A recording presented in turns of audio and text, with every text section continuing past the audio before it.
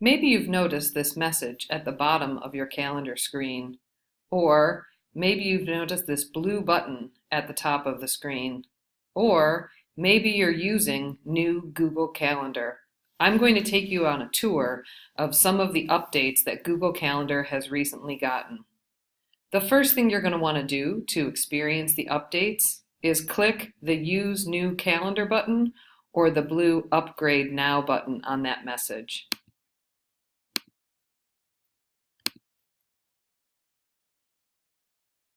When I do that, this is what I see, and you can see from a design standpoint, it's gotten a substantial reworking. So we have a lot more white space in the calendar now, and the numbers are very prominently displayed at the top. Otherwise, a lot of the features look similar, but there are a couple of things that have moved and some new capabilities, and those are the things that I'm going to show you. So when you first glance at it, notice you have some things across the top that are pretty obvious, but we'll take a look at each one of those. And here's the year-long calendar, so you can toggle this way between the months.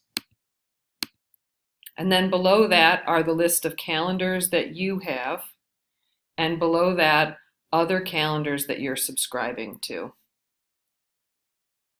If you don't want to show these menus that are on the side, you can click this main menu button in the upper left-hand corner, and notice they disappear, but then if you want them back, you can click that main menu button again.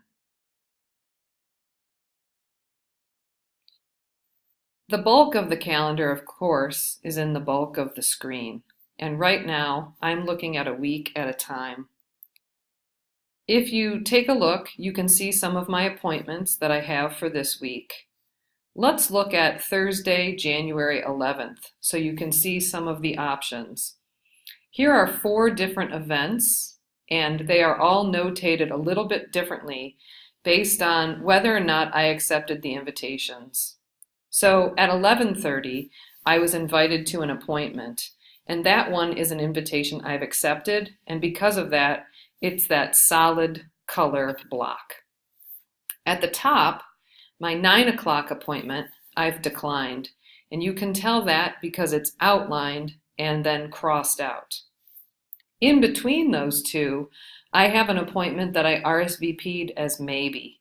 So that one is mostly solid, but it has diagonal lines going across it.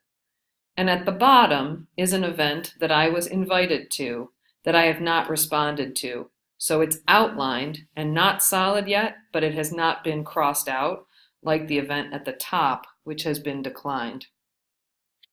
If I want to add an event to my calendar, I can do that in a couple of ways. One way is to just simply click in the white space.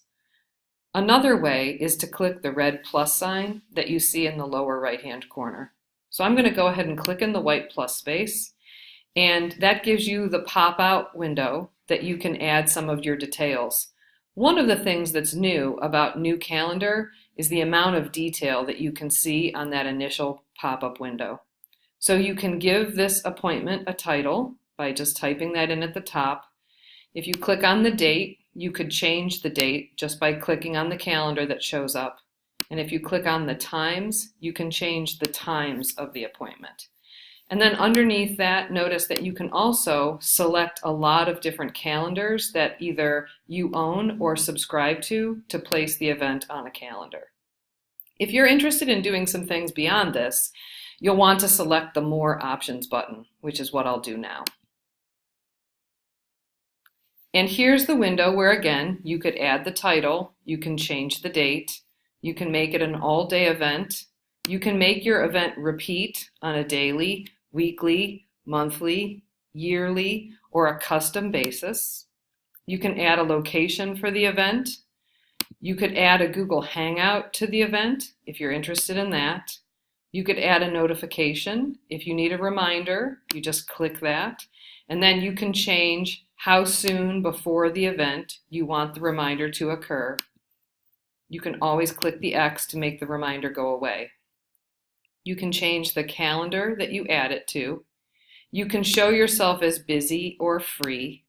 You can change how people can see the event, whether or not they can see where you are or just see that you're busy.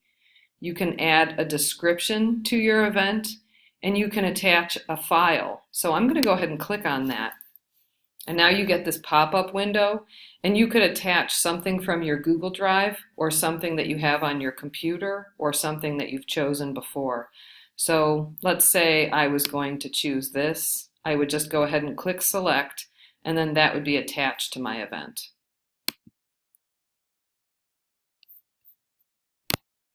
When we create events, sometimes we want to add guests. So let's say that I'm going to add Mr. Luciano to my appointment. So I've clicked on there to add him as a guest. And I have a choice between allowing him to modify the event, invite others, and see the guest list just by checking or unchecking these boxes. But let's say that I'm interested in finding a time when he and I can meet. I can click on the words find a time, and then it will show my calendar and his side by side, so I can try and find a time when he and I are both available. It looks like we're both available at 11 a.m. tomorrow.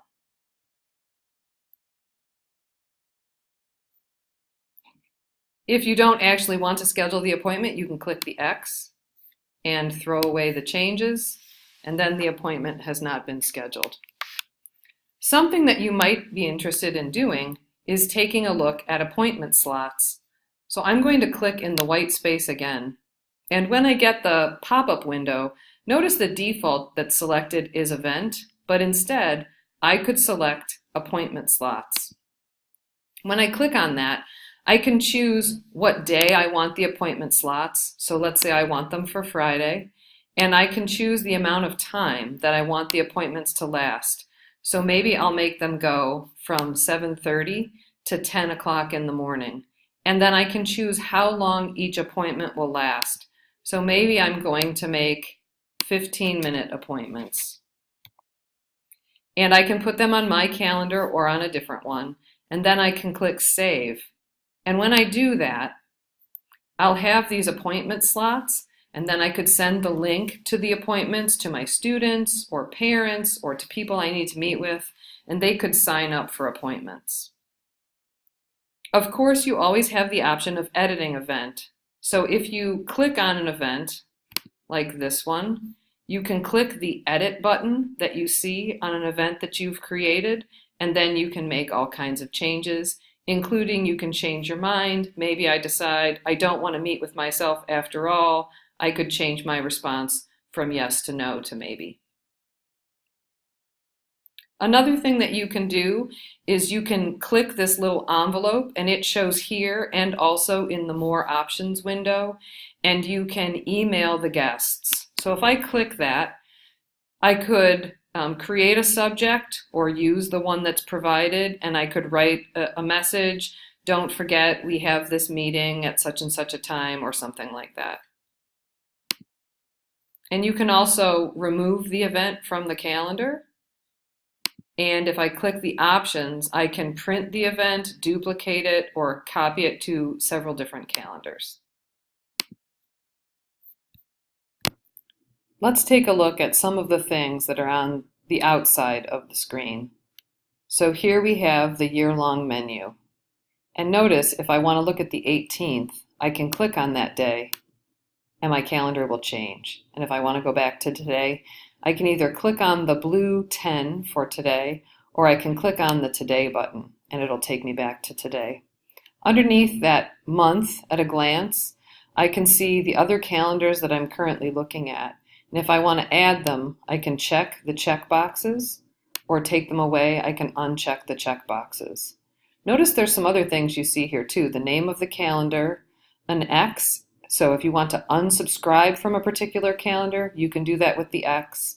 And under the dots, you can display only this calendar, hide it from the list, look at the settings for it, and you can change the color that it shows on your calendar. So let's say that I want to change the color that the holidays show up on my calendar. I would click those dots and maybe turn them to purple. And maybe I want to do the same thing with the week numbers. So I know those aren't appointments that I've made. Those are just other calendars that I like the information from. And here I have the phases of the moon. Notice here it's showing me the last quarter moon was this week. If I unsubscribe from that calendar, now that message has been removed. Across the top, here's again the main menu that allows you to hide these things on the left or not. And the Today button if you want to quickly go to today in the calendar. And then these arrows will allow you to move back and forth in whatever view you're in. So in week view, clicking them once will take you to the previous or next week. And you can see right now I can tell the month I'm in is January of 2018. I would click this button if I want to search for something on my calendar. Here I can change the view, so I can be in a 1-day view, a 1-week view, a 1-month view, a 1-year view, and so on. Notice at the bottom I have the options to either show weekends or not, or show declined events or not. And I'm going to go ahead and click that. And now that declined event I had here is gone. And then under the gear, you'll find some other things you might find helpful, including settings, which is what we'll take a look at now. Here are some general settings for calendar, things like what language do you want it to be in, what time zone, what time is it, and so on. And you can scroll down and take a look. If you wanted to change your default meeting time, you can do that here. And you can also, show the weekends, show your declined events, make the past events go dim if you want to, view calendars side by side in day view. So if you want to look at two calendars side by side, but look at today for both of them, you can do that here. You can add events from Gmail. You can warn people if they invite you to an event outside your contract days. You can enable keyboard shortcuts. We'll look at that in just a second. But if you scroll down below that list, you'll see an Add Calendar menu, so I'm going to click that. And that's where you would create a new calendar or browse calendars of interest, or if you have the URL for someone else's calendar, you could get into it there. If I go down here and I click on the Honors Chemistry calendar, I'll see calendar settings specifically for that calendar. So I'm going to click on Mentor High School. This is a calendar that has all of the special days, drills, conferences, open house, all that kind of stuff is on the Mentor High School calendar. So we could put a description of that. If we scroll down, we can make this calendar available to the public or just make it available to Mentor schools.